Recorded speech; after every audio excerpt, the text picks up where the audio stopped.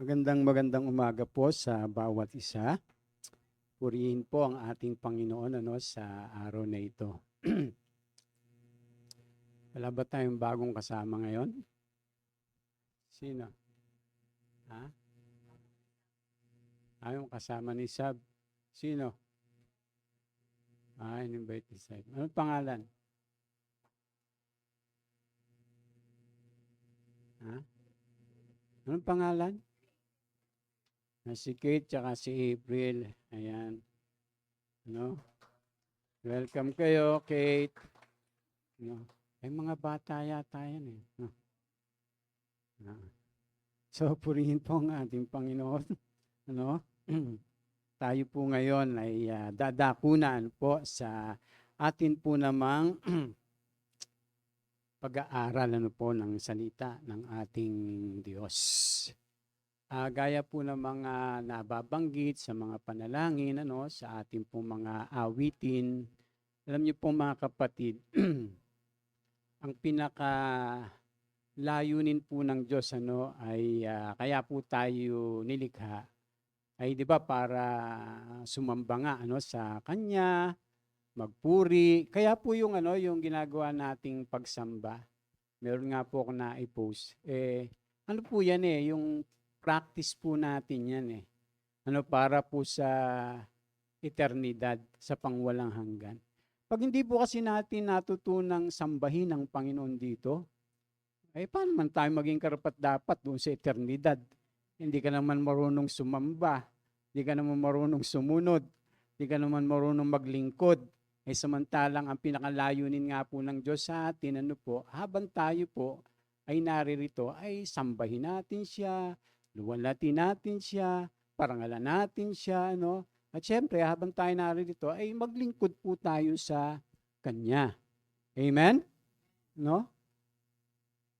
Dahil pag hindi po tayo maglilingkod sa ating Diyos habang tayo naririto, ay meron tayong ibang pinaglilingkuran. Kaya nga po si Satanas, sabi niya sa Panginoong Yesus, bibigay ko sa iyo lahat yan, sambahin mo lang ako. Diba? Kahit si Satanas, ang hinahanap niya, sambahin siya, mga kapatid. Kasi si Satanas ay kaano ng Diyos sa pagsamba. Anong tawag doon? Kaagaw. Kaya nga po tayo ay sinagip uli ng Diyos sa pamamagitan ng Panginoong Yesus upang makabalik tayo sa Kanya at sambahin po natin siya at paglingkuran. Kasi talaga naman yun ang layunin ng Diyos sa ating mga tao, mga kapatid. Kaya yung atin pong tatalakayin sa umaga pong ito ay ayan, pinamagatan po natin na paglilingkod. Mga kapatid, dapat po tayong lahat ay naglilingkod. At syempre, inaasahan po naman ng Diyos sa atin na naglilingkod tayo. At alam niyo po yung lahat ng ating ginagawa, mga kapatid. Ano yan paglilingkod. Diba? Pagka naandito tayo, sumasamba tayo, di ba? Paglilingkod po yan. Pagka tayo po ay naandun sa ating mga tahanan, tapos ginagawa natin po yung mga tungkulin po natin, sa ating tahanan, para sa Diyos, Hindi lang para doon sa ating mga kasama sa bahay. Paglilingkod po yun. Kapag ginagawa po ng tatay, yung kanyang pagiging tatay, para sa kanyang pamilya, paglilingkod po yun. Pag ginagawa po ng nanay, yung kanyang pagiging nanay, para sa kanyang pamilya, paglilingkod din po yun. Pag ginagawa po ng mga anak, yung kanilang tungkulin bilang mga anak, paglilingkod po yun. Bakit? Kasi ang utos ng Diyos, ang turo ng Panginoon sa pamilya ay magpasakupan. O, sino nag-utos po nun? O, Diyos. O, pag sinusunod natin, anong ginagawa natin? Naglilingkod tayo sa Kanya dahil sinusunod natin, yung Kanyang mga instruction. So, lahat po ng ating ginagawa, maliban, Maliban po, no, pagka yung hindi tayo nagkikita-kita, ay meron kayong ibang ginagawa na hindi kasama pala, no, doon sa paglilingkod. Kaya po, yung lahat po ng ating ginagawa, mga kapatid, ay paglilingkod sa Panginoon. Mahirap lang pag hindi natin ginagawa ng kusang loob. Hindi po yun nagiging katanggap-tanggap. Tingnan niyo po ha, babasahin po natin ito. Ayan, yan po yung ating text. Basahin po natin ng sabay-sabay. Ano? Mababasa po ba natin? Malinaw pa mata natin? Oh, sabay-sabay. 1, 2, 3. Ayon sa kagandahang loob ng Diyos sa akin, iniligay ko ang pundasyon tulad ng isang mahusay na tagapagtayo. Iba naman ang nagpapatuloy sa pagtatayo ng gusali. Ngunit dapat maging maingat ang bawat nagtatayo sapagkat wala ng ibang pundasyon na maaring ilagay maliban sa nailagay na. Walang iba kundi si Hesukristo. So, ayan muna. So, ibig sabihin, mga kapatid, ano po, dapat lahat ng ating ginagawang paglilingkod, ano po, ay sa pangalan ng ating Panginoon. Yun po yung ibig sabihin niyan. Ano po? O kaya, yung ating pong paglilingkod na ginagawa ay nakabatay, ano po, doon sa sinasabi ng ating Panginoong Hesukristo. Yun po yung ating pamantayan doon sa ating mga ginagawa, ano, na paglilingkod. Hindi pwede na ano, yung parang may sarili kang ano, mundo, ay, ano? O may sarili kang standard. Hindi pwede po iyon. Kaya nga po ang sabi ni Apostol Pablo, ano sabi diyan, sapagkat wala ng ibang pundasyong maaring ilagay, maliban sa nailagay na, walang iba kundi si Hesukristo. Di ba maraming mga tao kasi iba-iba yung batayan nila sa mga ginagawa nila. Tayo po hindi ganon. Ano po, yung ating mga ginagawa, ano po, ay kinakailangan sa pangalan lagi ng ating Panginoong Yesus. Nakabatay siya lagi doon sa pamantayan, ano po, ng salita ng Diyos. Hindi ayon doon sa ating ano lang, pananaw, basta ako pastor, eto ano ko, ano yung ganon. Basta ako pastor, eto yung gusto ko, yung ganon. Hindi, meron pong pamantayan. Kaya sabi po dyan, ano, sa verse 12, basahin uli natin sabay-sabay. 1, 2, 3. May nagtatayo na gumagamit ng ginto, pilak o mahalagang bato. Mayroon namang gumagamit ng kahoy, damo o dayami. Makikilala ang uri ng gawa ng bawat isa sa araw ng paghuhukom, sapagkat mahayag sa pamamagitan ng apoy kung anong uri ang ginawa ng bawat isa. Kung ang tinayo sa ibabaw ng pundasyon ay hindi masunog, tatanggap ng gantimpala ang nagtayo noon. Ngunit kung masunog naman, mawawalan siya ng gantimpala. Gayunman, maliligtas siya. Kaya lang ay para siyang nagdaan sa apoy. Ayan. Ang tinutukoy po dyan ni Apostol Pablo, ano po, ay yung ating mga ginagawa. Yung ating mga paglilingkod. Ano po, sa buhay na ito. Kaya lahat po tayo dito ay naglilingkod. Walang hindi. Kaya nga po sabi ng salita ng Diyos, ano man ang ating ginagawa, di ba? Gawin natin sa pangalan ng Panginoon, gawin natin sa ikararangal ng Diyos. Di ba? Dapat, ganun po, no? Yung ating ginagawa. Kaya mapapansin nyo, sabi po ni Apostol Pablo, ngunit, dapat maging maingat ang bawat nagtatayo. Sabi pong ganon. So dapat po pala, siguruhin natin. Sabi pong ganon, yung ating ginagawa, ay talagang nagiging karapat-dapat. Nagiging katanggap-tanggap siya o kalugod-lugod siya. Saan man tayo naroon, mga kapatid? Nagiging katanggap-tanggap pa talaga yung ginagawa mo. Pag hindi tayo magkakasama, pagka naandun ka sa trabaho mo siguro, o nasa eskwelahan ka kaya, o ikay nangangapit bahay. Di ba? Lahat po kasi, lahat ng ginagawa natin, bahagi po yun ng paglilingkod. Basta yun po ay ginagawa natin sa pangalan ng ating Panginoong Jesus. Mauunawaan po natin yan mabuti, mga kapatid. Pero bakit ganon? Ang sabi, ngunit dapat maging maingat yung bawat nagtatayo. Sabing ganon. Kasi ang sabi diyan, makikilala ang uri ng gawa ng bawat isa sa araw ng paghukom. Kasi merong paghukom. Kaya sabi ni Apostol Pablo, kailangan nating mag-ingat. Kasi may paghukom mga kapatid Lahat tayo ay haharap sa Diyos, di ba? At tayo po ay sabi nga, bibigyan ng gantimpala ayon sa ating mga ginawa. Meron nga pong gagantimpalaan, merong hindi. Bakit? Bakit merong hindi magagantimpalaan?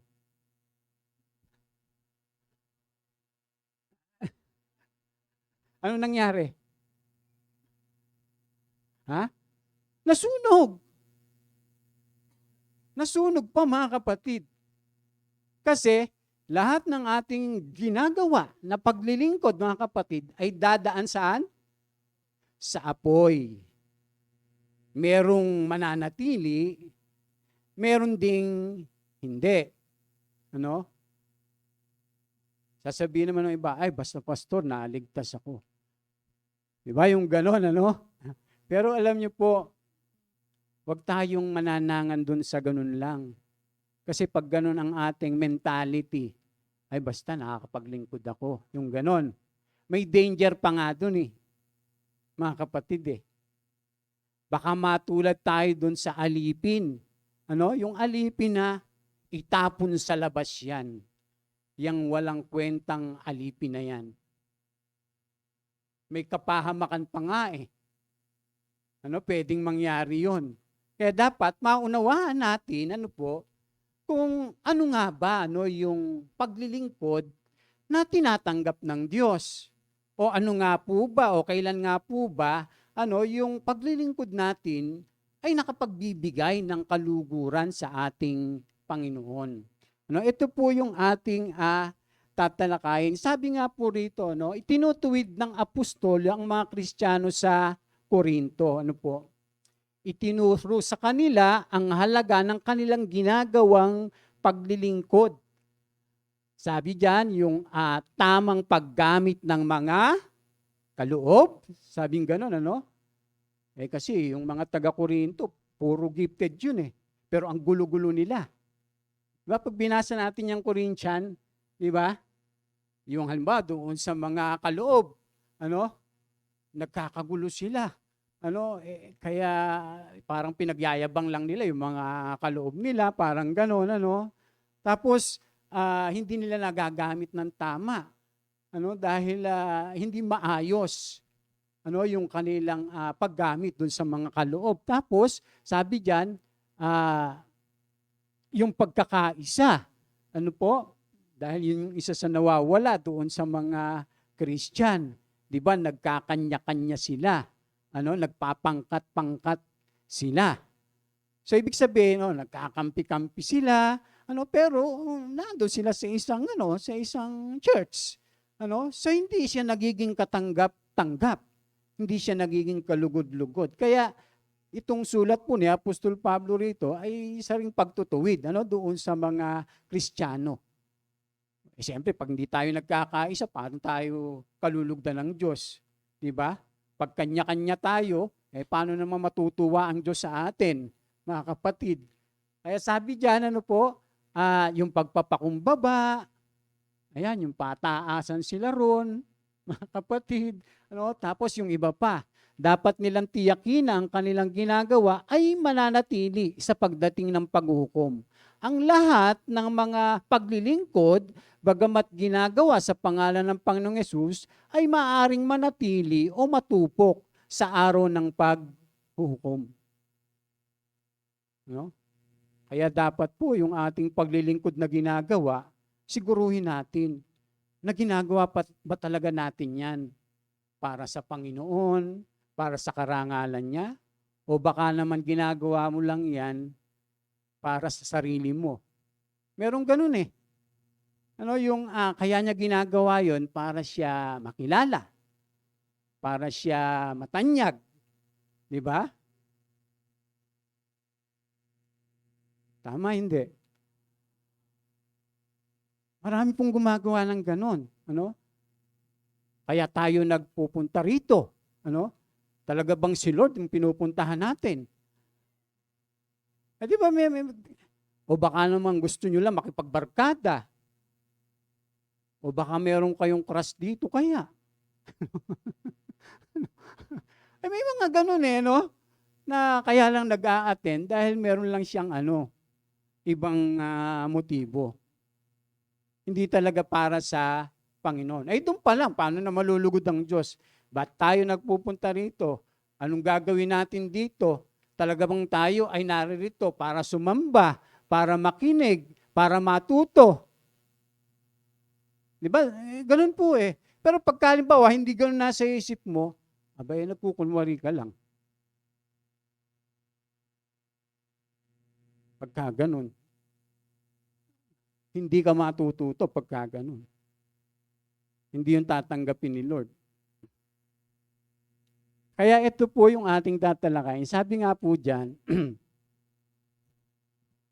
ano po ba yung paglilingkod na kalugod-lugod sa Panginoong Jesus?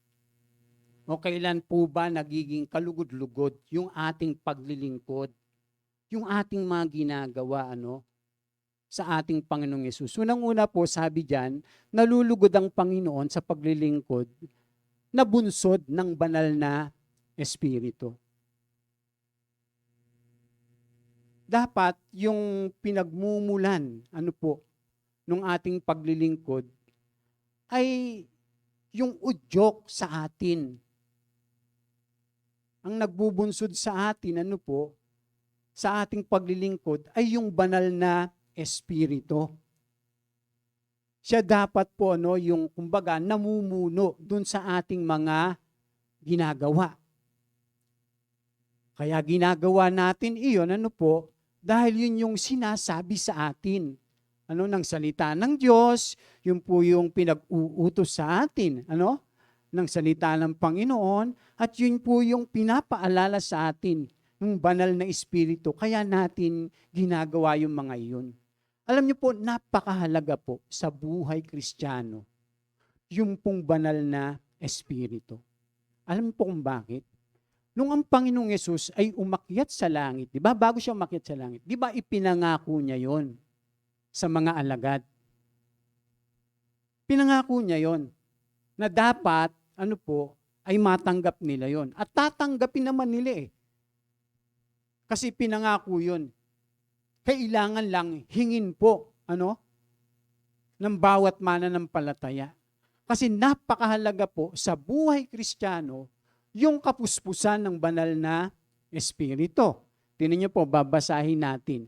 Sabi diyan sa Acts 1 verse 4 to 5, sabi, samantalang siya'y kasama pa nila, pinagbilinan sila ni Jesus, huwag muna kayong aalis sa Jerusalem. Sabi pong ganon. Sa halip, hintayin ninyo roon ang pinangako ng Ama na sinabi ko na sa inyo. So ipinangako po yan ng ating Ama, ganun din ang ating Panginoong Jesus. Sabi diyan, si Juan ay nagbautismo sa tubig, ngunit di magtatagal at babautismohan kayo sa Espiritu Santo. Etong tanong mga kapatid, nung po bang nangaral yung unang mga alagad? Yung unang mga alagad, halimbawa yung 12, baptize na ba sila ng banal na Espiritu? Hindi pa. Hindi pa. Ano lang sila?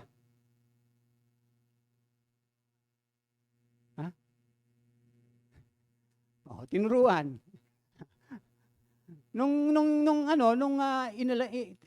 Inano sila ng Panginoon, tinawag, pinili, at sila'y nanampalataya sa Panginoon, ano nangyari sa kanila? Hindi, naano sila sa Espiritu?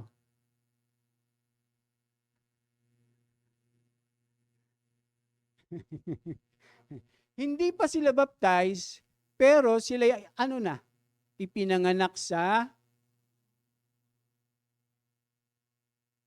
Espiritu. Na born again na po sila. Kasi nanampalataya sila sa Panginoon eh. Pero hindi pa po sila baptized. Magkaiba po yun, mga kapatid. Magkaiba yun. Pero nakakapangaral sila, nakakapagturo sila, nakapagpapalayas pa nga sila ng demonyo eh. Mga kapatid eh. Pero hindi pa po sila baptized kasi kasama nila ang ating Panginoong Jesus. Diba?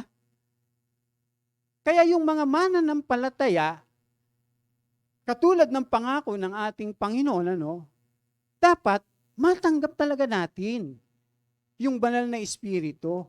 Ibig sabihin, maranasan natin yung kapuspusan ng Espiritu Santo. Kasi banghirap mabuhay, mga kapatid, yung mabuhay sa buhay Kristiyano nang wala yung kapuspusan ng Espiritu Santo. Marami tayong pwedeng magawa. Pag matalino ka, magaling ka, mahusay ka, may mga abilidad ka, kaya mong gawin yun. Kahit wala yung banal na Espiritu. Kaya mong gawin yun. Pero napaka-importante po, yung tayo po ay mapuspos. Mabaptize ng banal na Espiritu. Alam niyo po, lagi ko itong i-share sa inyo kasi napakahalaga po na i-desire po natin to sa buhay. Alam niyo po, ibibigay ito ng Diyos. Bakit? Pinangako po yan eh, mga kapatid. Mahirap mabuhay ng espiritual nang wala yung Espiritu Santo.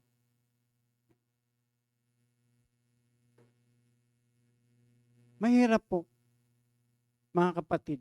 Kaya sabi po ng ating Panginoon, di ba, pag natanggap, subalit, sabi pong gano'n ng Panginoong Yesus, tatanggap kayo ng kapangyarihan pagbaba sa inyo ng Espiritu Santo.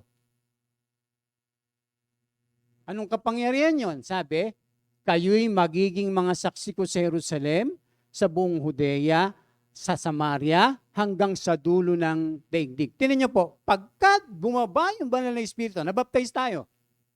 At saka pa lang tayo magkakaroon ng kapangyarihan.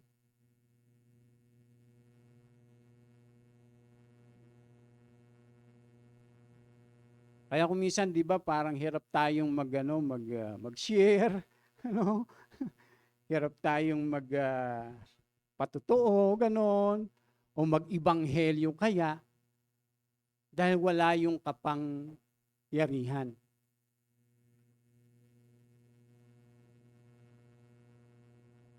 At alam niyo po, pagka tayo baptize ng banal na Espiritu, tapos namumuhay tayo sa patnubay ng banal na Espiritu, di ba kahit nga hindi ka nagpapahayag, hindi ka nagsasalita, o kahit hindi ka nagsasalita, tapos nakikita sa buhay mo yung lumalakad sa banal na Espiritu, di nagpapatutuo na yung buhay mo. Kasi nandun yung kapangyarihan ng banal na Espiritu. Pero tingnan niyo po, maraming Christian. Marami natitisod. Minsan nakakatisuran pa. Minsan nga nagkakatisudan pa eh. Mga kapatid. Pero pagka tayo po ay pinapatnubayan, inuudyukan ng banal na Espiritu, namumuno yung banal na Espiritu sa ating pamumuhay, ay alam niyo po, may kapangyarihan dun sa ating buhay. mga kapatid. Ganun kahalaga po yung pamumuno, yung paggabay ng banal na Espiritu, mga kapatid. Amen?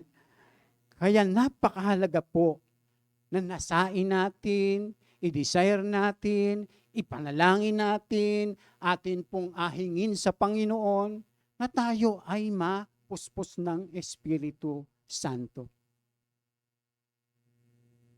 Kaya nga pag sumasamba tayo dapat yung nilalaliman pa natin doon sa pagsamba.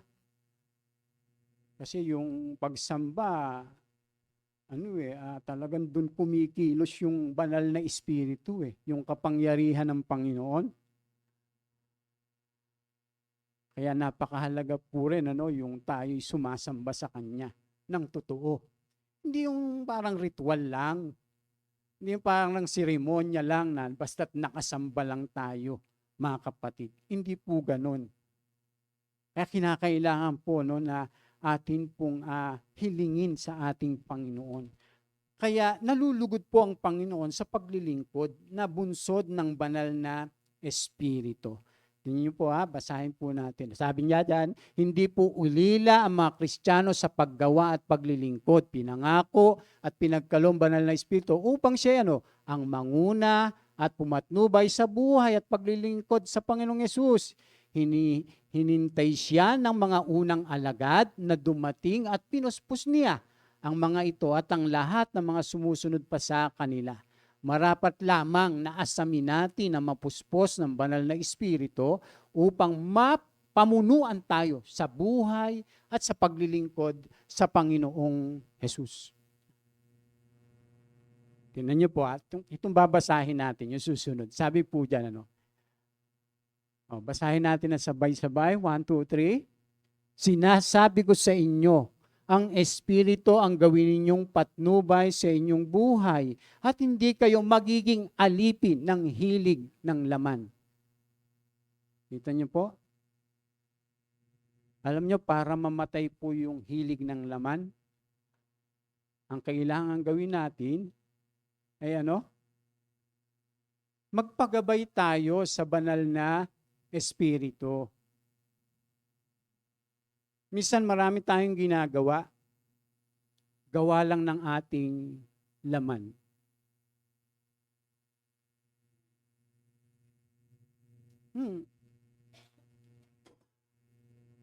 Gawa lang ng ating sarili.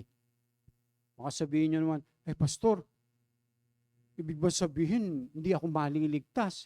Kasi yung mga ginagawa kong yun, sinasabi nyo sa laman. Ay hindi. Wag lang yung nangangalunya ka, nakikiapid ka, naglalasing ka. Yung mga gawa talaga ng laman yun. Pero yung binabanggit ko, na gawa ng laman, nagawa lang natin sa ating sarili. Pero hindi udyok ng banal na Espiritu o yung pinamumunuan ng banal na Espiritu. Kaya nga kumisa siguro, pagdating doon sa tinatawag na judgment, yung ating ginagawa o mga ginawa, ay matutupok. Kasi hindi sa pamamagitan ng banal na Espiritu.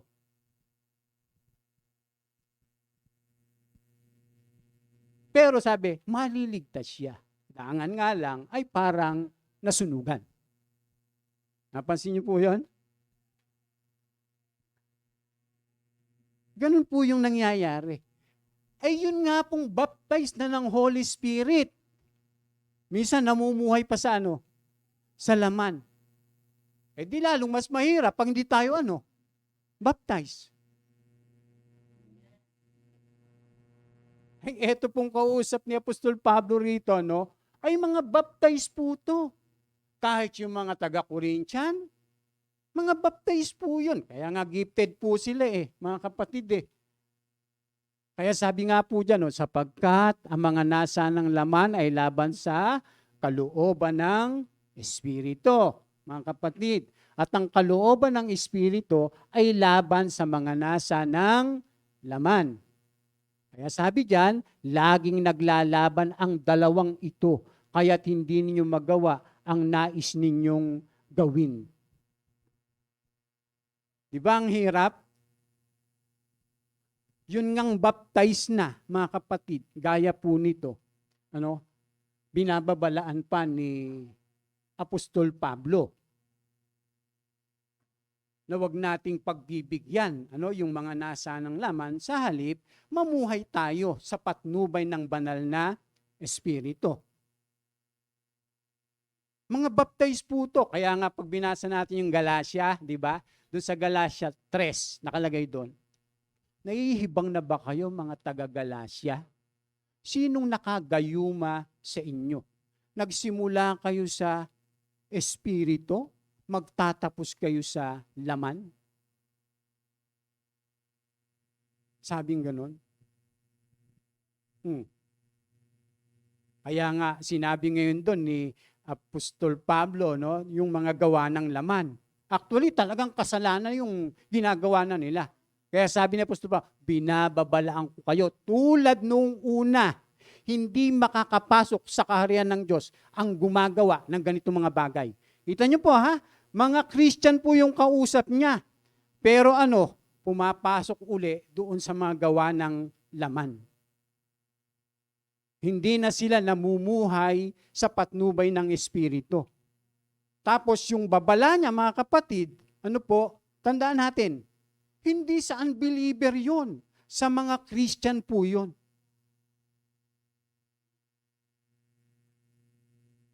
Kaya pagka sinasabi natin na Christian po tayo, di ba? Pananampalataya ako, born again ako. Tapos namumuhay ka lang sa laman. Ay, mga kapatid. Tapos ganun lagi yung ginagawa natin. Halimbawa lang po, ay, alin sa dalawa po yun? Yung masunog yung iyong mga gawa, o kaya ay mapahamak ka. Bakit? Katulad nung babala ni Apostol Pablo sa mga taga-Galacia. Kaya sabi po dyan, mga Kristiyano po, yung mga taga-Galacia, gayunpaman, naglalaban sa kanila ang ninanais ng Espiritu at ang ninanais ng kanilang sariling laman. Hindi basta magagawa ang ninanais ng laman, gaano mang kaganda ito kung napapamunuan tayo ng banal na Espiritu. Alam niyo po ba na minsan, akala natin mabuti, maganda, tama, pero yung pala, gawa lang ng yun. Laman din. Sa sarili mo lang siya. Hindi galing talaga sa Espiritu o yung udyok ng banal na Espiritu. Marami pong ganun Tingnan niyo po, kahit hindi ka baptized ng Holy Spirit, pwede kang gumawa ng mabuti. Kahit di ka baptized ng Holy Spirit, pwede kang umibig. Tama, hindi? Ang daming gumagawa nun, mga kapatid. Pero iba po yung udyok ng banal na Espiritu. Halimbawa, pag ang pag-uusapan yung pag-ibig, di ba? Tapos, nauunawaan mo kung ano yung ibig sabihin ng pag-ibig na bunga ng Espiritu. Tapos, yun ngayon yung pinapamuhay mo. Yun yung nilalakaran mo. Kaysa dun sa ibang pakahulugan mo ng pag-ibig. Pwede pong mangyari yon. Kaya napakalaga po na yung lahat ng ating ginagawa, ay kinakailangang pinamumunuan ng banal na Espiritu. Hindi ko sinasabi, mga kapatid, na parang baliwala yung mga ginagawa natin kung hindi tayo baptized ng Holy Spirit. Hindi po ganun. Wala namang, hindi naman ibig sabihin, walang kabuluhan siya. Pero iba po talaga, mga kapatid, yung bunsod ng banal na Espiritu, yung lahat ng ating mga ginagawa. Udyok ng banal na espiritu. Kahit nga sa pagkanta, pwedeng gawa lang ng laman eh. Tingnan niyo po, pagkalimbawa kumakanta tayo, sumasamba tayo. Tapos, ang nasa isip mo na andun ka sa hindi, yung kumakanta tayo rito, sumasamba tayo, tapos ang nasa isip mo kumakanta, nasa stage siya, no? Nagpe-perform, nagko-concert. Di ba? Tapos magkaganon ka.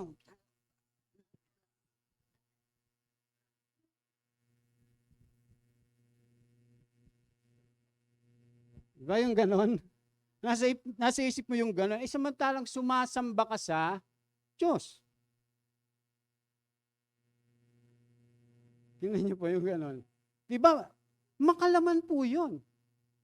Kasi ang ginagaya natin, yung makamundo. Pero pag tayo pinapatnabuhan ng Banal na Espiritu, lahat ng ating ginagawa, iniisip mo kung makakalugod siya sa Panginoon. Amen? Ganun po yung pinamumunuan ng Banal na Espiritu. Kaya dapat, yung Banal na Espiritu ang nagbubunsod sa atin. Doon sa ating paglilingkod, na ginagawa. Kasi walang ibang paraan para maparangalan ng Diyos kundi lumakad tayo sa patnubay ng Banal na Espiritu. Kaya pagka hindi sa patnubay ng Banal na Espiritu, baka ibang espiritu yan. Diba? Ay marami pa namang espiritu. Isa na ako. Diba? Oh. Kaya sabi po dyan, ayan, mga Kristiyano, sabi nga po dyan, yung mga taga-Galacia, gayong paman, naglalaban sa kanila yung ninanais ng Espiritu at ninanais ng kanila sariling laman. Hindi basta magagawa ang ninanais ng laman. Gaano makaganda ito kung napapamunuan tayo ng Banal na Espiritu. Lampas sa speaking in tongues. Lampas pa. Ano po mga kapatid? Lampas po pa dyan, sabi, kailangan ng Kristiyano ang Banal na Espiritu upang mamuhay at maglingkod sa ating Panginoong Yesus. Kailangan natin yung Banal na Espiritu. Pero hindi lang yung magaling kang mag-speaking in tongues, sa arabas, si kanda, nagaganyan ka, kung halimbawa naman, meron kang gift na ganon, sabi nga ng Biblia, kung wala naman love, diba? Baliwala rin po yun eh. Kaya lampas pa doon. Kung bakit, kailangan natin yung Banal na Espiritu. Para makapaglingkod talaga tayo ng tama, ng totoo, ng nakalulugod sa ating Panginoong Yesus. Amen? Kaya nga po pag tayo sumasamba, talagang kinakailangan natin, Lord, kailangan ko po yung Espiritu mo. Gusto ko po na maranasan yung Banal na Espiritu. Alam niyo po mga kapatid, sa pagsamba natin, pwede tayong mapuspos ng Espiritu Santo. Nang wala nagmi-minister sa atin. Bakit? Sino bang magbabaptize ng Banal na Espiritu? Ang Panginoong Yesus, ang Diyos, hindi kami. Ako nga po, nung mabaptize ng Banal ng Espiritu, nakaupo lang ako, nagpe-pray. Marami pong hindi naniniwala doon sa yung speaking in tongues, baptism ng Holy Spirit. Siyempre, marami mga iba-ibang grupo yung mga iglesia, ang mga churches maraming hindi naniniwala diyan. Alam niyo po, pag hindi pinaniniwalaan ng isang grupo yung tungkol sa baptism ng Holy Spirit, kasi ang pagkaunawa ng iba, pagka ikay na born again, tinanggap mo si Kristo, tinanggap mo na rin yung Banal na Espiritu. Hindi po ganon. Kasi ang ebidensya po na tinanggap natin ang Banal na Espiritu, alam niyo po kung ano? Speaking in tongues. Kasi pag sinabi ko sa iyo na, Ate Christy, tinanggap mo na ba ang Banal na Espiritu? Halimbawa lang, tatanungin kita. Pag sinabi mong oo, anong ebidensya? Di ba? Kaya mapapansin nyo, nung si Apostol Pablo, ay nag-mission na, nag-ministry, meron siya natagpo ang mga alagad. Tinanong niya, tinanggap niyo na ba ang banal na Espiritu? Sabi ng mga alagad, ay, wala nga, nabautismohan lang kami. Nung bautismo ni Juan, sabi gano'n. Pero yan sinasabi mo, wala kaming alam tungkol dyan sa Espiritu na yan. Pero alagad yung kanyang mga kausap. Mga kapatid, kaya ang ginawa ni Apostol Pablo, pinag-pray po yun, di ba? Nabaptize sila ng Holy Spirit. Nagsalita sila sa iba't ibang wika. Pero kailangan pa bang ipag-pray namin kayo, isa-isa? Kailangan nating manalangin. Kailangan nating sumamba. Kailangan nating hingin sa Panginoon yon. Pag tayo sumasamba sa Diyos, na tayo po ay mapuspos ng banal na Espiritu. Bakit? Ipinangako po kasi yon, mga kapatid. Dahil yun yung magiging kapangyarihan natin sa ating pamumuhay bilang mga Kristiyano. Amen? Ayan, kaya sabi diyan, tinanggap na nilang nauna ang Espiritu, subalit nauwi pa rin uli sa laman ang kanilang pamumuhay at paglilingkod. Hindi nila dininig ang pamumuno ng banal na Espiritu. Di ba minsan may mga ginagawa tayo, ang tinatanong natin, yung sarili natin. Di ba minsan? Gawin ko kaya to? Di ba? Tapos, minsan, ang sasabihin ng sarili mo, hindi. Minsan, oo. Pero pagka yung banal na Espiritu ang nag-uudyok sa atin, sigurado ako, tama yung kanyang sasabihin.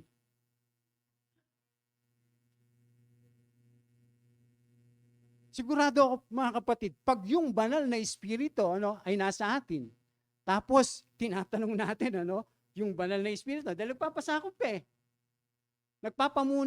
pinapamuno mo siya sa buhay mo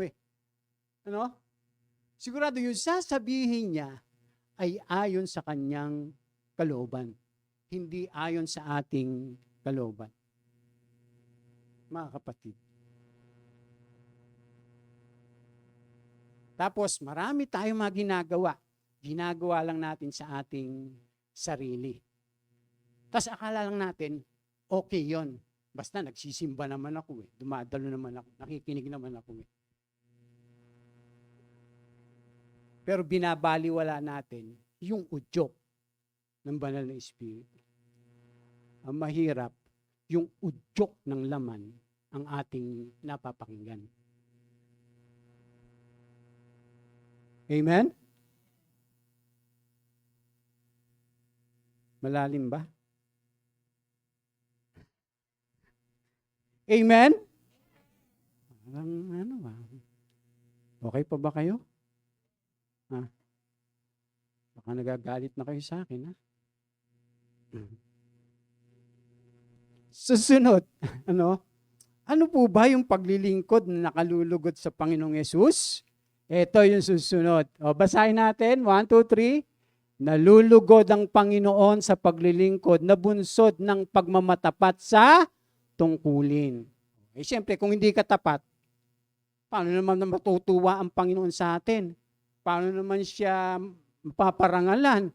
Paano naman siya malulugod? Kung patapat-tapat ka lang. Pag natapat mo, okay. Pag hindi natapat mo, di ba? Kaya sabi nga po rito, iniyan tulad ng Panginoong Yesus ang paglilingkod sa Kanya sa paglilingkod sa isang alipin. Antindi, di baling magpaalipin na tayo sa Panginoong Jesucristo kaysa magpaalipin tayo kay Satanas.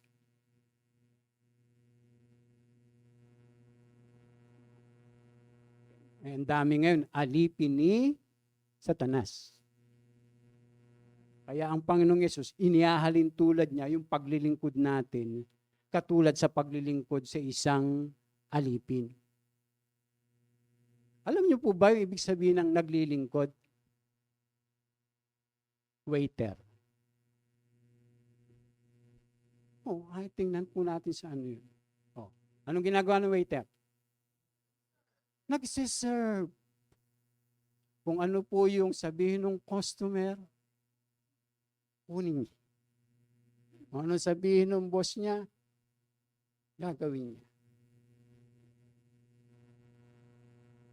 Parang mababaw, ano? O parang mababa. Ano? Ay dapat ganun ang tingin natin sa ating sarili. Napakababa talaga. Kasi pag mataas ang tingin natin sa ating sarili, hindi tayo magse-serve. Mga kapatid, pag laging mataas ang tingin natin sa ating sarili, hindi tayo magse-serve. Tandaan po natin yan. Bakit? Anong gusto natin? Tayo ang paglilingkuran. Simple lamang po.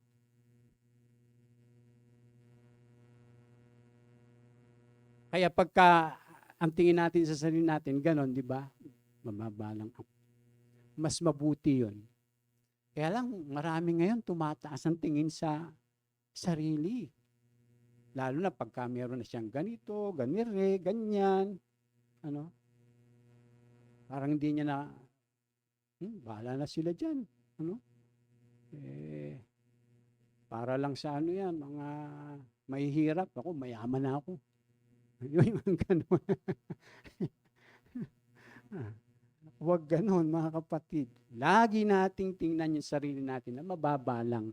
Kaya hinahalin tulad tayo sa mga alipin. Ito ay karaniwan sa kanilang panahon. Ang alipin kapag naglilingkod ay gumaganap lamang sa kanyang tungkulin. Ito ay wasto lamang sapagkat yun ang inaasahan sa kanya bilang lingkod at alipin, mga kapatid.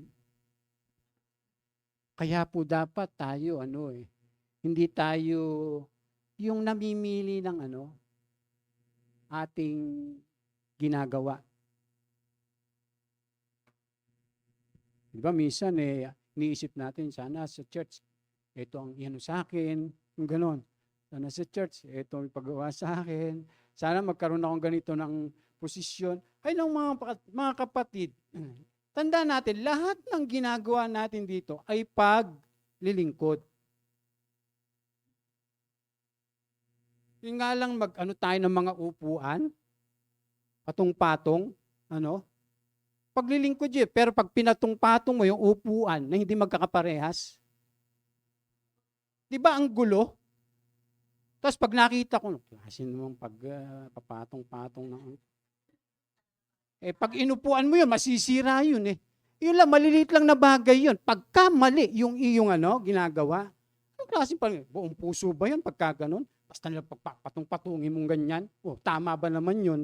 Sige nga. Kung doon sa upuan pa lang, pag magpapatong-patong lang, hindi mo na magawa ng tama, tapos maghahanap ka ng mga iba pang gagawin, nang gusto mo mas mataas doon, mga kapatid, napakasimple lamang po nun. Kaya nagtataka ako, sabi ko, ba't kayong upuan ito? Hindi po pare-parehas. Diba? Naman, yung magkakaparehas naman, yung pala, yung nasa ilalim, iba. Sabi ko, ano ba naman ito? Siyempre, pagkahalimbawa, ito, tapos pinatong mo dito, hindi magkaparehas. Pag inupuan mo yan, maaring masira yan. Maliit lang na bagay yon, mga kapatid. Alam nyo, lahat ng ginagawa natin dito, naglilingkod tayo. Tingnan nyo po, halimbawa, yung naandun ka sa labas, tapos, ang tawag doon, usher. Alam nyo po, paglilingkod sa Panginoon yun . Mga kapatid, yung good morning sister, good morning brother, tuloy kayo, musta, dito kayo, upo. Diba? Paglilingkod sa Panginoon. Yung iba kasi gusto na, andito agad sa harapan.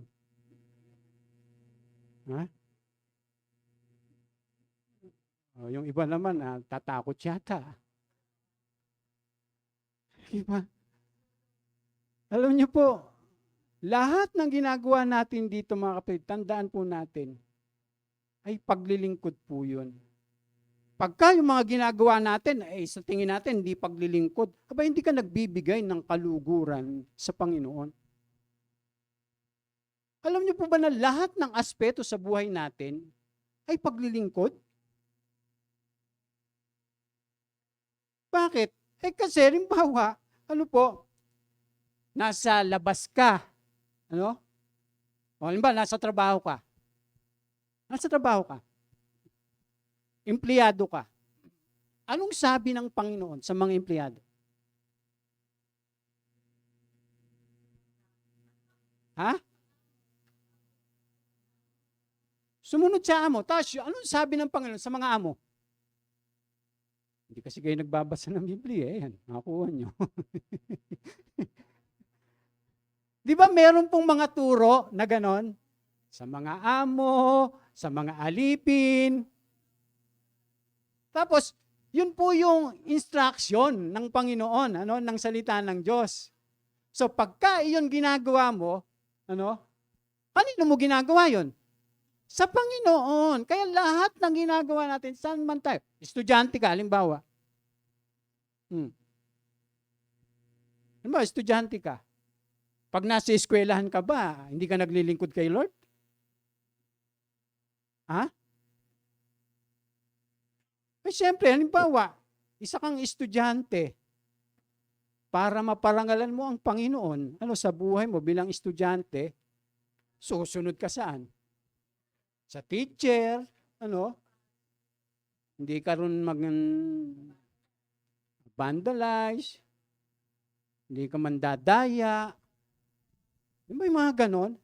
Kasi pag yung ginagawa mo, binebreak mo, sino nalulugod? Yung masama. Pero hindi ang Panginoon. Tapos sinasabi mo, ako'y isang Kristiyano.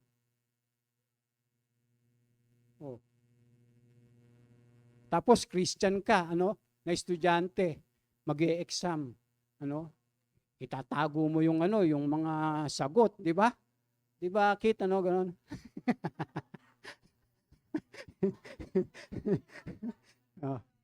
Hindi. Siyempre, paano matuto? Di ba? Parang nung di pa ako Kristiyano noon, Alam nyo noon, di ba, pagka unbeliever ka, ito ang yung kasabihan ng mga estudyante. It is better to cheat than to repeat. Pero pag naging Kristiyano ka, it is better to repeat than to cheat. Kristiyano ka eh. Gawain lang ng sanlibutan yung gumagawa no. Amen? Kaya paglilingkod po yun lahat sa Panginoon. Walang bagay sa buhay natin na hindi paglilingkod. Mapwera lang kung hindi mo yung ginagawa para sa Panginoon.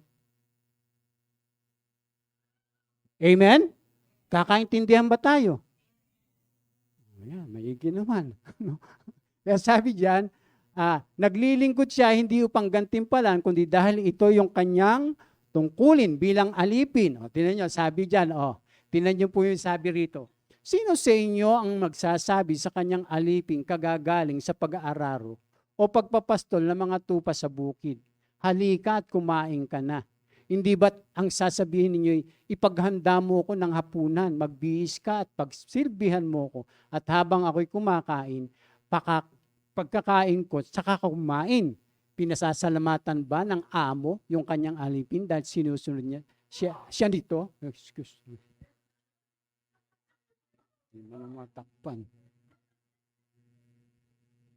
Sabi dyan, ganon din naman kayo. Sabi, ganon din naman kayo. Sino tinutukoy? Tayo. Sabi, kapag nagawa na ninyo ang lahat ng iniutos sa inyo, sabihin ninyo, 1, 2, 3, kami mga aliping walang kabuluhan, tumutupad lamang kami sa aming tungkulin. Pero mo, ganun ang sabi. Alipin lang naman kami. Wala kaming kabuluhan. Tinutupad lamang namin yung aming tungkulin. Diba? Sobrang baba. Mga kapatid. Kaya ang hirap maglingkod pag hindi mo titingnan yung sarili mo na isa ka lang alipin. Ang gusto mo, amo ka. Hindi mo talagang magagawa yung maliliit na bagay. Maniwala po kayo. Kahit yung maliliit na bagay, hindi natin magagawa. Pag laging ang tingin natin sa sarili natin ay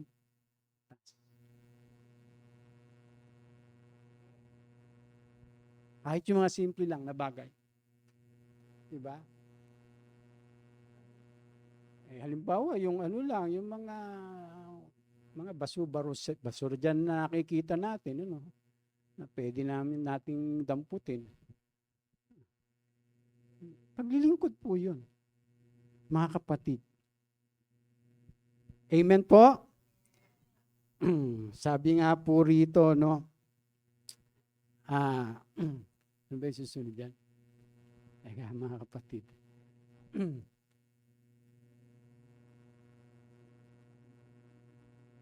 Ayan, sabi po dyan, susunod. Ayan, ano? At sa mga aliping hindi naman nagmatapat. Ayan sabi, sa mga aliping hindi naman nagmatapat, sabi, mapalad ang aliping iyon kapag dinatnan siya o siyang tapat na naglilingkod sa pagbabalik ng kanyang Panginoon. Kita niyo mga kapatid? Tanong, kailangan po ba natin magtapat? Yes. Kailangan po. Sinasabi ko sa inyo, gagawin siyang tagapamahala ng kanyang Panginoon sa lahat ng mga ari-arian ito. Ay, antindi, no? Kaya pala yung mga mananampalataya, magiging tagapagmana o tagapagmana ng Diyos. Kasamang tagapagmana ng ating Panginoong Jesus. Kasi sabing ganon, tayo pala ay pamamahalain niya sa kanyang mga ari-arian. Sabi pong ganon. Kaya sabi dyan, ngunit kung masama ang aliping iyon, sasabihin niya sa kanyang sarili, matatagalan pa ang pagbabalik ng aking Panginoon. Kaya sisimulan niyang bugbugin ang ibang mga alipin, makikipagkainan, makikipag-inuman sa mga lasenggo. Aba, ano kaya ibig sabihin yan? Ganito po yung mga kapatid. E di nandito pa tayo mga kapatid, di ba? Tapos hinihintay natin ang Panginoon. Hintayin natin ang Panginoon. Tapos sasabihin mo sa sarili mo, matagal pang darating si Lord. Sa ano pa? 2050. Kaya ganito muna gagawin ko. Ito muna yung gagawin ko. Ito muna yung mga gusto ko. Di ba parang ganun yun eh. Ano po? Biglang darating ang Panginoon. Sabi po dyan, sabi dyan, babalik ang Panginoong aliping iyon sa araw na hindi niya inaasahan at sa oras na hindi niya alam. Ano niyo? Pero ikaw nasa isip mo, hindi. Sa ano pa darating si Lord? 2030. Ayun ang sinasabi natin na sa isip natin. Samantalang dapat nasa isip natin palagi. Ganito mentality dapat natin bilang Christian. Bukas, darating na si Lord. Laging ganon.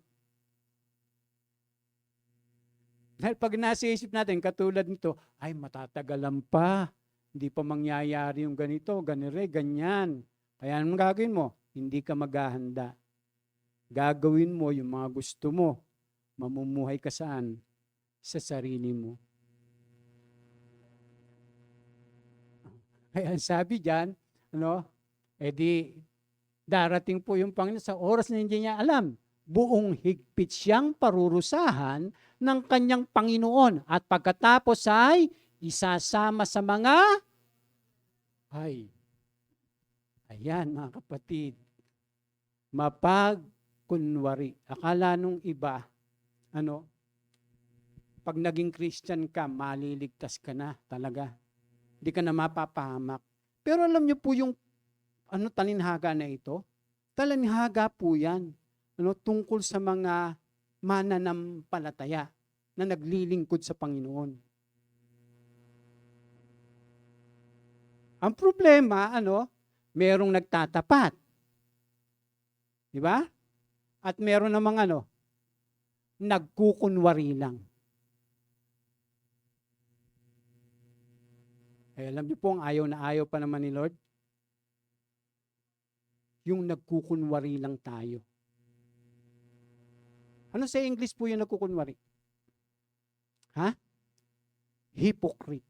Alam niyo po sa salitang Griego po nung hypocrite.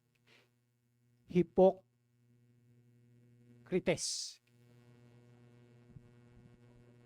At sa English word po nun, nung hypocrites, alam niyo po, actor. Actor. Opo mga kapatid. O yung stage player. Alam niyo po si Satanas, actor po yun. Ay, sabi niya best actor pa. Alam niyo, sabi po na salita ng Diyos, si Satanas man ay pwedeng magkunwaring anghel ng kaliwanagan. Yun po yung ibig sabihin ng hypocrites. Actor. Ngayon, halimbawa, naglilingkod tayo kay Lord. Ha? Halimbawa, naglilingkod tayo kay Lord. Tapos yung mga ginagawa lang natin ay pagkukunwari lang. Uy. Ay pagka ganun mga kapatid, baka matulad tayo rito. Kaya dapat yung paglilingkod po natin, ay siguruhin nating totoo. Hindi yung parang, alam niyo po, yung mga artista, di ba? Mga actor yun actress. Hindi po totoo yung kanilang ginagawa.